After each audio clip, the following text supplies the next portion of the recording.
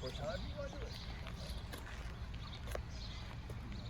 All right, whenever you're ready. Ready? Forward, march. Yeah.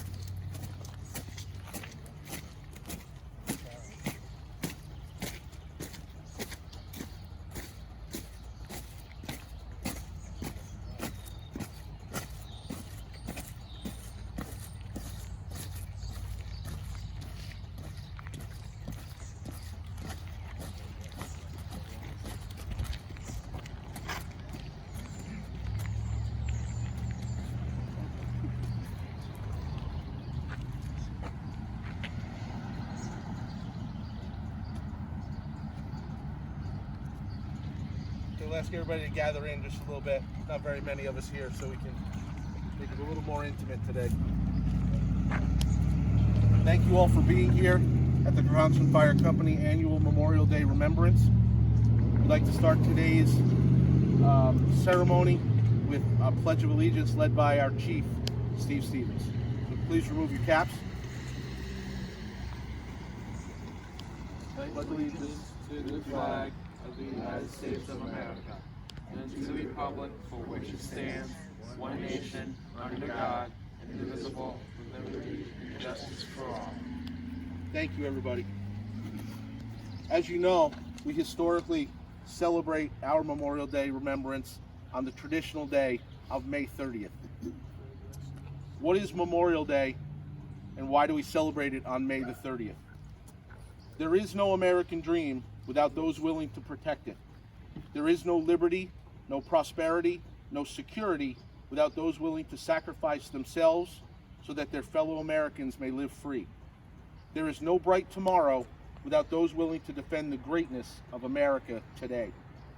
There is no truer patriot than the man or woman willing to lay down his or her life so that others may continue to breathe free. There is no more noble a hero than the American who says, "I will go, choose me." On May the 5th, 1868, General John A. Logan, the leader of an organization called the Northern Civil War Veterans, called for a nationwide day of remembrance to be held later that month. The 30th of May, 1868, was designated for the purpose of strewing flowers or otherwise decorating the resting places of those who died in defense of their country, whose bodies now lie in almost every city, village, hamlet, and churchyard across this great land. The date of Decoration Day, as he called it, was chosen specifically because it was not the anniversary of any particular battle.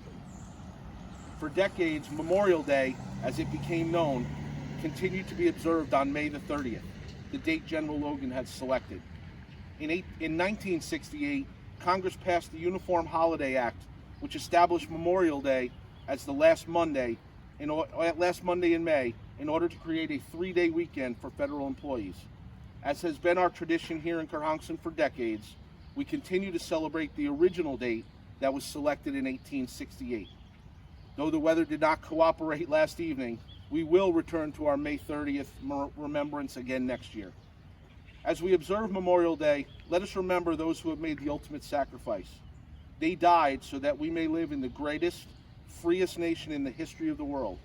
Let us honor them by not only being worthy of their immense sacrifice, but also by being mindful of the great responsibility it places on us. As the founders declared, we are endowed with certain unalienable rights, chief among them, life, liberty, and the pursuit of happiness. We owe it to those that made the ultimate sacrifice to both safeguard and protect those rights for all Americans. On this Memorial Day, let us remember those who have given everything for our nation. Let's show our gratitude by cherishing our lives as Americans, guarding the liberty that they gave everything to defend, and pursuing happiness on a daily basis, no matter for how small a moment or how many other things may attempt to get in our way. We have been given an amazing gift. We are free, and we live in the greatest nation in the history of the world. That freedom has come at great cost, and we can show no greater appreciation to those that have made the ultimate sacrifice, their family and loved ones, than living every day worthy of the sacrifice they have made for us. God bless our heroes, and God bless the United States of America. Thank you. I would now like to introduce our guest speaker today, the Town of Worcing Supervisor, Mr. Terry Howe. Thank you, Chris.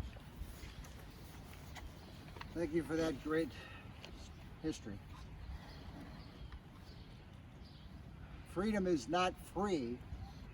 Remember our fallen soldiers. It's an honor to be here to remember our servicemen and women who answered America's call to service and paid the ultimate price. Let me begin to take a moment to thank all of our Kerhonkson Fire Department personnel for organizing this tribute to our fallen soldiers and for your endless service to our community. This holiday, originally known as Decoration Day, started after the Civil War, 1868, like Chris had mentioned, to honor the Union and Confederate dead, 620,000 soldiers. May 30th had been the designated Memorial Day until 1971, when the last Monday of May was chosen as this national holiday. On Memorial Day, the flag should be raised to the peak and remain there for an instant before it is lowered to the half-mast position, where it remains until noon. Then the flag is hoisted to the peak again, where the Old Glory meets until sundown, when it is slowly lowered. The National Moment of Remembrance Act was passed in 2000 as a way of helping honor and remember our fallen heroes. For 1 minute today at 3 p.m. and on each and every Memorial Day, we are asked to stop everything to pay our respects to the men and women who died in service for our country. Memorial Day is the time for America to stand up as one. And say thank you, we remember you, and we are grateful to you. It's been a time for family gatherings, barbecues, parades, and unofficially marks the beginning of the summer, but it is ultimately to honor our fallen soldiers. We visit our cemeteries, we place flowers, wreaths, and flags on our veterans' monuments to remember and honor all veterans and make it possible to live in a free country. Thank you to our local veterans, Sons of Allegiance, and all those who have placed flags at our veterans' graves at our community cemeteries. Red poppies are a symbol to honor our men and women who paid the ultimate sacrifice. Our flag does not fly because the wind blows it. It flies with the breath of each soldier who died protecting it.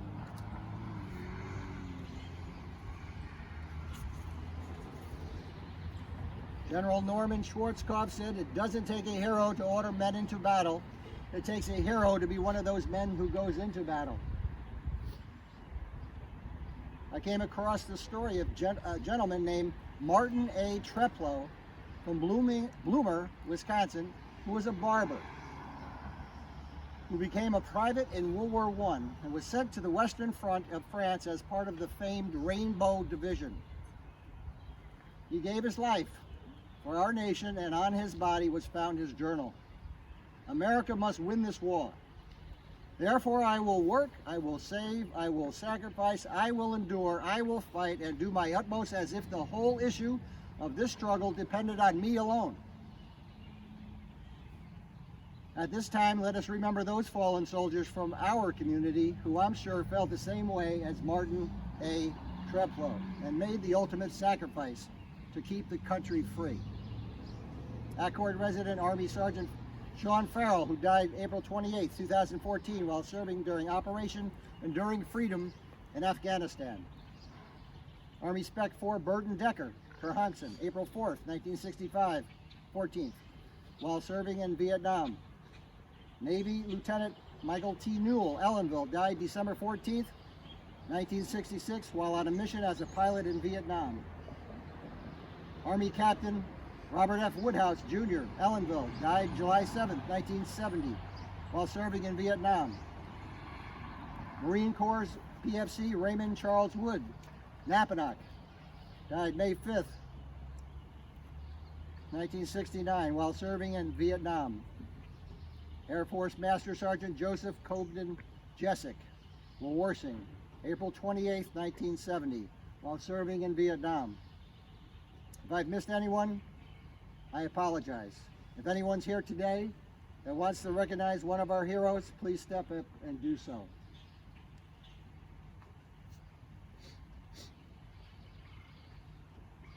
This nation will remain the land of the free only so long as it is the home of the brave.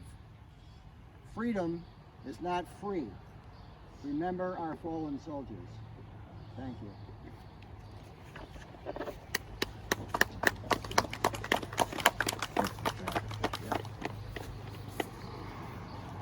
At this time, we're going to move to the laying of the wreath, and we'd like to call Kerhonkson Fire Company life member and military veteran Gerald Depew to help us with the laying of the wreath. Uncle Jerry, come on up. Company attention, good.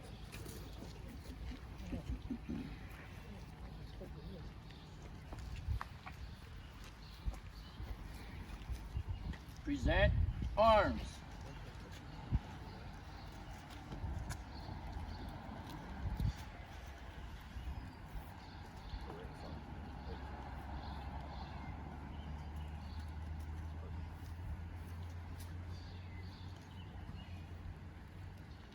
Order arms. We'd like to thank everybody who came to share some time with us and remember our fallen heroes. We thank you for honoring Memorial Day, and we hope to see you again May 30th of next year.